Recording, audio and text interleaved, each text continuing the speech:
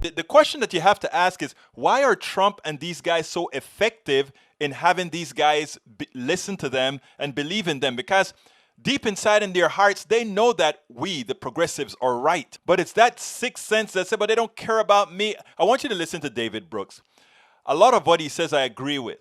A lot of my progressive brothers and sisters want to say, no, forget about those people because it is just a racist thing and it's only that.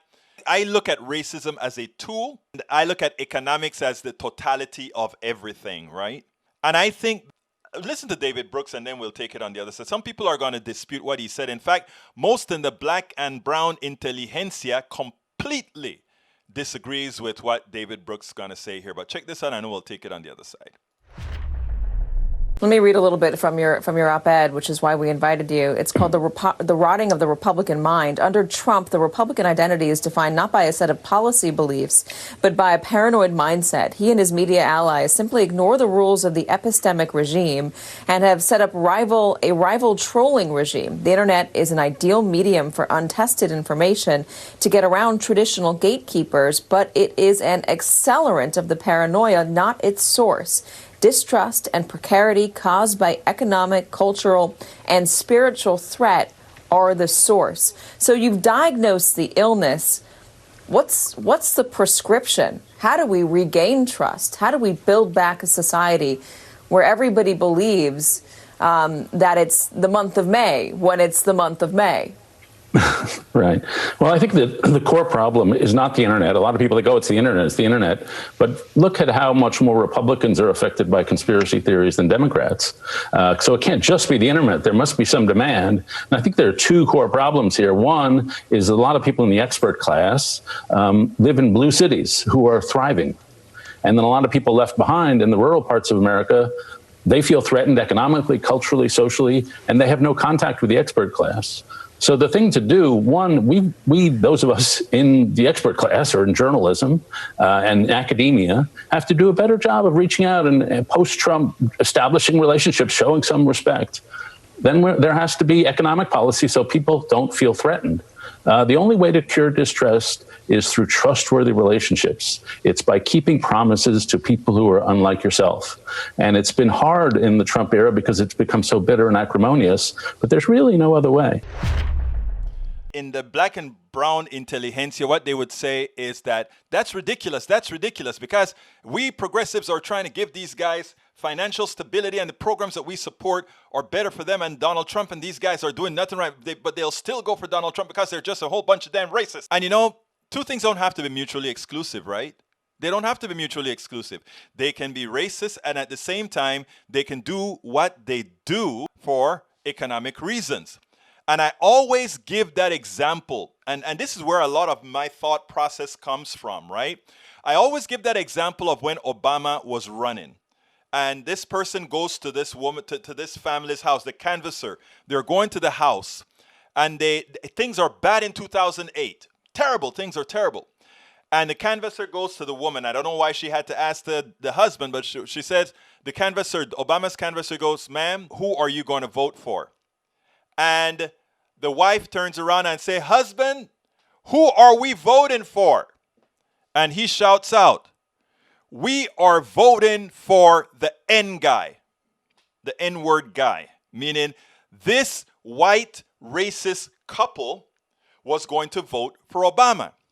Their personal economy had reached to the state where the faith that they had in even the racial overtones that race in 2008 took, even that, for them to say, I won't vote for Barack Obama. What I'm trying to tell folks is these things are not mutually exclusive. And in my book, I gave several stories about talking to the relatives of Daniel Boone here in Houston. Daniel Boone was a man, was a big... I spoke to these guys. I spoke to a lot of these guys in the Tea Party. And I explained that very well in the book. Yeah, some of these guys are racist and all that kind of stuff. But you know what? It goes beyond racism, right? Racism is the tool. Racism is the tool from the inception of this country. And we have to mitigate that. But when we sit on it all of the times, right, we play into the the domain of these people. What Barack Obama did, a lot of people talk about Barack's, the way he did that. What Barack Obama did, the way he calibrated his message, allowed that guy to say, I am going to vote for the N guy, even as I am a racist, because I see the ulterior goal. And what I try to tell my brothers and sisters on the left, right, is you're not asking anybody to love you. You're not asking anybody to like you.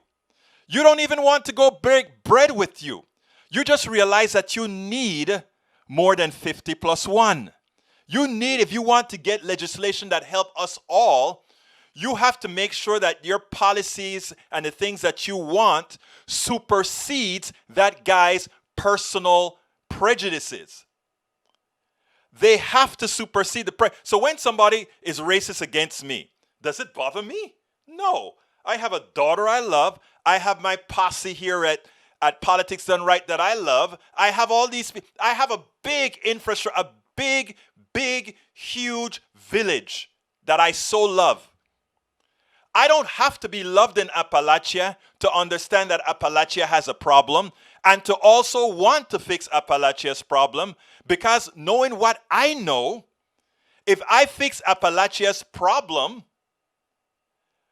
my problems is fixed as well, are fixed as well.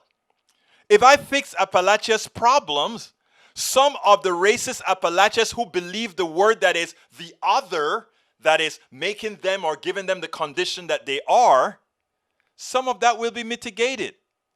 You see?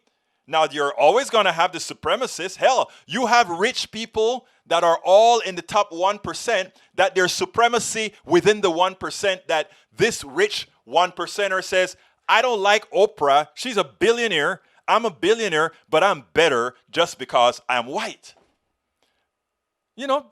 We can't solve all these internal problems.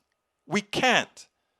And one of the issues I have is by trying to solve some problems before others and saying we have to do this, sometimes we hurt the entire thing. I tell you what, let's see. The Republican mind had been polluted by David Brooks for so long. He's accountable for the intelligentsia of the rich. Not only David Brooks. Let's look at some of the guys on the left as well. It's so important that we look at our left side. I go and I participate in a lot of these things on the left, right? Where all of us from the left meets, and I sit down there in the room and we are discussing issues. And it turns out the left, who is a great people, I'm one of 5 or 10 black people in there where we have 500 people. Why is that? I thought we were the people who really wants to solve problems. Look, humanity is humanity. We have to start solving things on an individual basis. So my take is this. I am not going to allow in my activism, I'm going to work with everybody. Hey, thank you, Brother Fleming, for ordering the book. In fact, I'm going to give my little thing a minute. I'm going to talk to everybody, people. I'm going to love everybody. And some people are going to hit me. And I'm going to come right back. Because I understand that it's the cancer that's been placed into this country. And I understand also that the only way to get rid and extricate that cancer is to break the cycle they hope we don't. And Trump almost brought us to the brink. We spend a lot of time deconstructing the news, trying to parse it into a form that everybody can understand. We try to find those little nitpicks where it flies above the fray, etc. If you really like these videos that we do, I want to ask a big favor. Please go ahead. Number 1, subscribe to our channel. And number 2, please join if you can. Thank you so kindly for watching. Keep watching. Please remember to share. We must populate the entire internet with our progressive message, a message that we know is what most Americans say that they want. So help us, please join.